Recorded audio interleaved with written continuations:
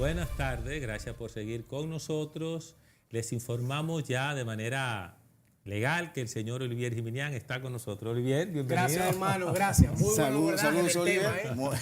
Aquí vamos a saludar ya al invitado, que no lo introducimos, ¿verdad? Pues ya lo tenemos en escena. Tenemos con nosotros, como dijimos ahorita en el primer bloque, a don Félix Hidalgo, el director del Comité Nacional de Salarios. Antes de entrar en temas, don Félix, bienvenido. Gracias, por Manuel. Estar con nosotros. Gracias a por sacar este Víctor. momento. Saludos, Félix. Gracias. Qué bueno Olivier. tenerte con nosotros. Qué bueno tenerte Para por mí aquí. es un gusto, sobre todo en un día tan especial como el de hoy. Sí. Excelente. Bien, Gracias. nosotros tenemos que siempre, como parte de nuestro propósito como programa, es enseñar, ilustrar, crear conciencia, porque los pueblos que no se educan están condenados a repetir historia, están condenados a no desarrollarse. Y le voy a decir algo, usted tiene que desarrollarse, hacer lo que dijo Mario Moreno Cantinflas. Yo lo que haga lo voy a hacer bien, porque Mario Moreno Cantinflas entendió que la superación de cualquier oficio que se ejerza está ligado a la superación del ser entero, porque todo lo que usted hace depende de lo que usted es. Por eso Conexión Global RD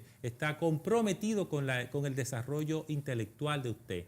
No importa dónde usted se encuentre. Hay algo que se llama Google, que le puede poner el mundo en la mano si usted quiere. Antes de entrar ya en tema con don Félix Hidalgo, queremos hacer un poquito de historia, por eso el preámbulo. El salario surge de 500 años antes de Cristo con los egipcios, que pagaban a los soldados con sal. Porque la sal siempre ha sido importante, pero en esos tiempos donde no había refrigeradores, ni hielo, ni una serie de elementos que permitían guardar la carne, con eso le pagaban a los soldados.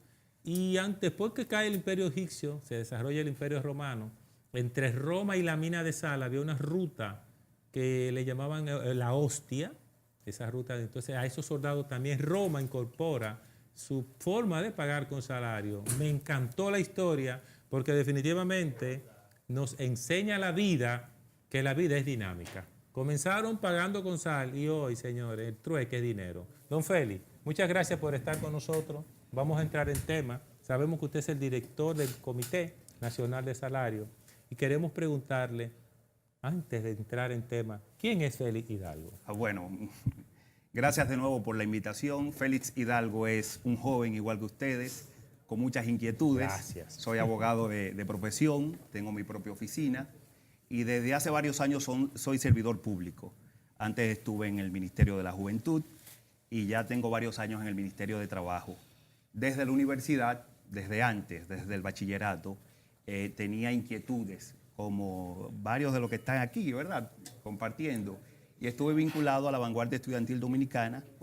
Sí, es el grupo del PLD en la UAS. Allá teníamos como referencia a don Víctor Tineo, que fue presidente de la Federación de Estudiantes Dominicanos. Y sobre esa referencia, ese marco, ese paradigma, nos fuimos formando hasta ahora servir desde la posición que ocupamos ahora. Qué interesante, ¿verdad, Félix, tú tienes una historia realmente muy activa, muy dinámica y que siempre ha guardado esa compostura y esa fidelidad a lo que es el servicio público como servicio a la sociedad. Te está tocando dirigir desde hace un tiempo ya el Comité Nacional de Salarios, probablemente una de las áreas de mayor nivel de dificultad por lo que implica. Así es. ¿Cómo te ha tocado a ti dirigir el Comité Nacional de Salarios siendo un joven que a veces no le dan ese nivel de respeto y de valoración? Antes de usted responder esa pregunta, y disculpe que le interrumpa, yo quiero que usted defina qué es el Comité Nacional de Salarios y entonces me le responde al compañero perfecto, Víctor. perfecto.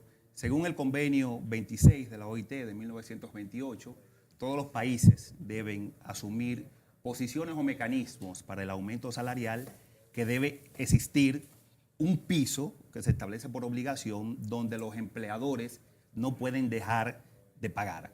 O sea, el salario mínimo está establecido en los 189, casi 189 países que conforman la Organización Internacional del Trabajo y se hace con la participación, en este caso en República Dominicana, de los empleadores, de los trabajadores y del sector oficial, que somos nosotros, quienes en principio mediamos para que haya un equilibrio lo suficientemente armonioso a los fines de que se proteja al trabajador, pero que tampoco se afecte a la empresa. Es buscar un salario digno, que por debajo de ese umbral los empleadores no puedan contratar a nadie, porque entonces eso da como resultado una contratación ilegal.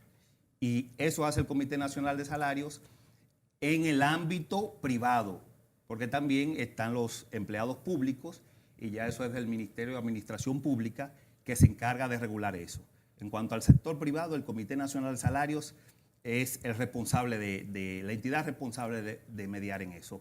En cuanto a la pregunta de Víctor, sí, vivimos una sociedad adultocéntrica y lamentablemente al principio había mucha presión, muchos desafíos, pero gracias a Dios y al apoyo que he tenido de los ministros que han pasado por allá, me gusta mucho lo que hago, y esa presión que uno asumió en la UAS, uno asumió una escuela allá, la veo como parte normal del trabajo que desempeñamos allá, y porque los sectores están defendiendo intereses, o sea, no son temas personales. Y por eso me he ganado el respeto de ellos, porque he entendido que independientemente de cualquier presión o palabra altisonante que a veces se dan en las discusiones, no son temas personales lo que se están discutiendo. Interesantísimo. Ahí. Eso es lo que tratamos siempre de manejar. Interesante observación, porque muchas veces olvidamos que los gobiernos tienen una base política y que van cambiando.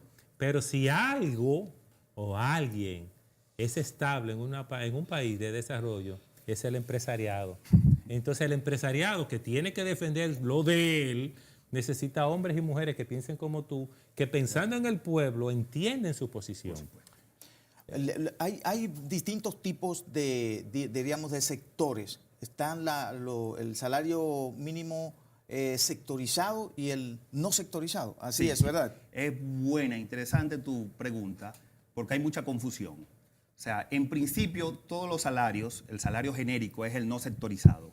Ahora hay ramas económicas que por la vulnerabilidad, por la situación de la industria de la cual se trata o por las condiciones de trabajo, se le da una categoría especial. Ahí tenemos trabajadores, por ejemplo, de la zona azucarera, del sector azucarero, o trabajadores de la construcción, que tienen una dinámica diferente a una persona que trabaja en una oficina. Tenemos los trabajadores también de hoteles y restaurantes. O sea, los que no están dentro de una categoría específica, que son 13, pertenecen los militares, imagino que los militares. No, eso es sector público. Okay. Los que no pertenecen a una categoría específica son los no sectorizados. Ahí hablamos alrededor de 500,000 y pico de trabajadores privados que pertenecen específicamente a esa rama. Qué bien, Félix. Bueno, yo te tengo una pregunta con relación a esa parte que mencionaste de los azucareros. Yo estuve viendo que recientemente le hicieron un aumento de un 18% a los empleados del sector azucarero, ¿verdad? Eso es así. Que normalmente son los que hacen muchas actividades de reivindicación y de que aumenten y de que le hagan esos aumentos, valga la redundancia, a su salario. Y fue al salario mínimo. Tú pudieras, después de ese logro que tuvieron, donde tuviste una principalía para que se lograra esa parte, como conciliador, darnos un recuento de cómo fue y qué pasó en esa parte. Eso es lo más interesante. Fue la vez número 10 en los últimos 2 años que nosotros logramos un aumento salarial de consenso. Es decir, tanto el sector empleador como el sector trabajador le dimos un compás de espera para que se pusieran de acuerdo, porque al final eso es lo que quiere el ministerio, el mismo comité, que haya armonía.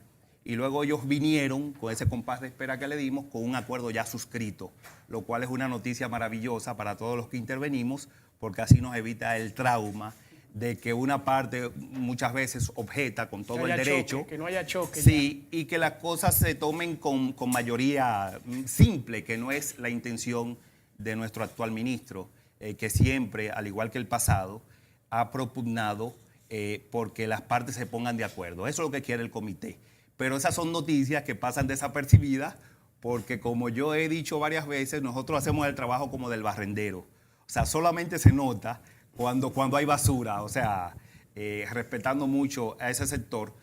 Pero si ven el clima de paz laboral que tenemos en los últimos años, cuando era normal los paros, las manifestaciones, incluso las huelgas, ya no se ven con esa frecuencia porque precisamente no tan solo el comité, sino el Ministerio de Trabajo en sentido general, con todas las direcciones que tiene, ha hecho un trabajo de conciliación y de prevención para que esos conflictos que estallaban antes en el pasado no se den con la frecuencia. Perfecto. Esa es Félix, la base. en la ¿cómo última- está conformado el Comité Nacional de Salario? Excelente pregunta. Mire, se eligen 2 representantes vocales que tienen derecho a voz y voto del sector empleador, 2 también, sí, del sector trabajador y también 2 voceros, es decir, 4, pero solamente 2 de ellos tienen derecho a voto.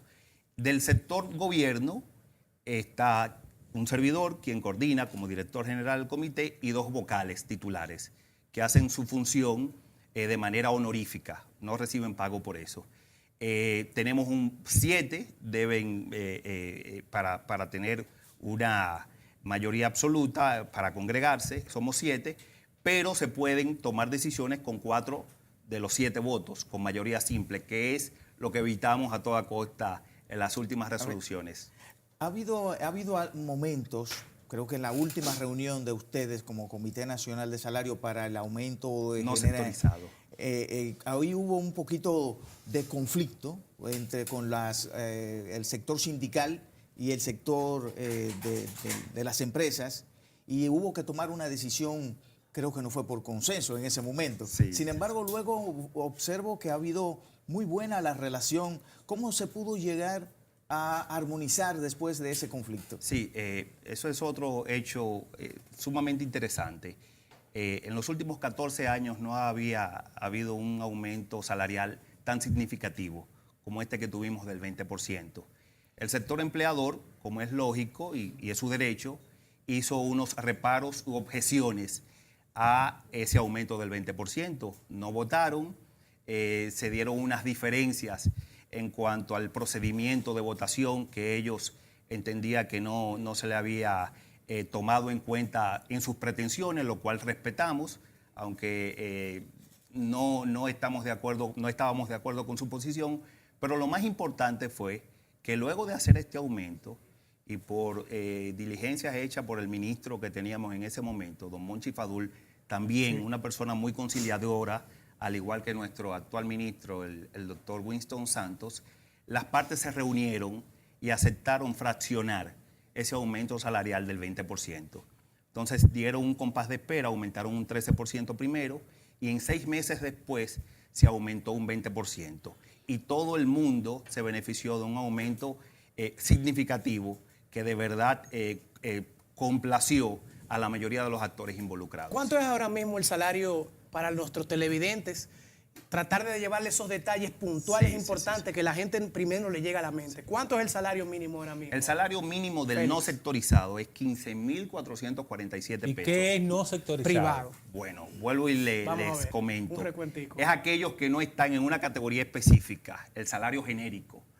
Podemos hablar de una persona que trabaja en una oficina, podemos hablar de un despachador que trabaja en un comercio, siempre y cuando el comercio pase de los 4 millones de pesos. Ahí es que- Porque nosotros tenemos también una clasificación de las empresas que estamos prestos sí a modificar o a verla con los actores, pero en principio ese es el salario mínimo, 15.447 para aquellas empresas que tienen más de 4 millones de pesos en existencia, utilidades o ventas. También tenemos 10.620, que son aquellas empresas, las menos, que tienen un capital de 2 a 4 millones de pesos, y 9.411 pesos para aquellas empresas que tienen de 0 a 2 millones de pesos, que son las menos o microempresas. Y son la mayoría. Sí, Y sí, hay que- son muchas. muy bien, creo que vamos a tener que una breve pausa y vamos a hablar un poco de ese tema de la reclasificación con Félix Hidalgo. No se nos vayan.